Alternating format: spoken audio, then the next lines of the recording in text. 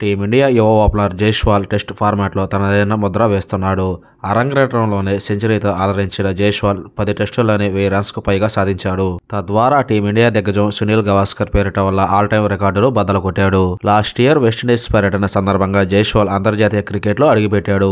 Team India captain Rohit శర్మకు opening జోడీగా బరిలోకి దిగి తొలి టెస్టులోనే 171 రన్స్లతో చెలరేగాడు. ఆ తర్వాత యశస్వి జైస్వాల్ అద్భుత ఇన్నింగ్స్తో అలరిస్తూ ముందుకు దూసుకుపోతున్నాడు. జైస్వాల్ ఖాతాలో ఇప్పటి వరకు టెస్టులో 3 సెంచరీలు, 2 డబుల్ సెంచరీలు నమోదయ్యాయి. ఇక తాజాగా బంగ్లాదేశ్ టెస్ట్ సిరీస్లలో జైస్వాల్ తన హవా కొనసాగిస్తున్నాడు.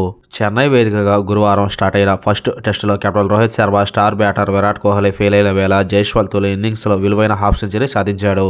ఇక సెకండ్ ఇన్నింగ్స్లో 10 రన్స్కే పరిమితమైన జైస్వాల్ ఓ అరుదైన ఘనతను సాధించాడు.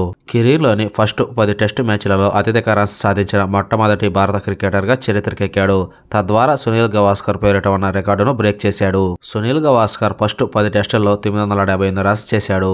ఓవరాల్గా ఫస్ట్ 10 టెస్టుల్లో అత్యధిక రన్స్ చేసిన ఫోర్త్ బ్యాటర్గా యశస్వి జైస్వాల్ నిలిచాడు. తమ కెరీర్లో మొదటి 10 టెస్టుల్లో అత్యధిక రన్స్ చేసిన క్రికెటర్లు: నెంబర్ 1 ఆస్ట్రేలియాకు చెందిన డాన్ బ్రాడ్మన్ 1446 రన్స్.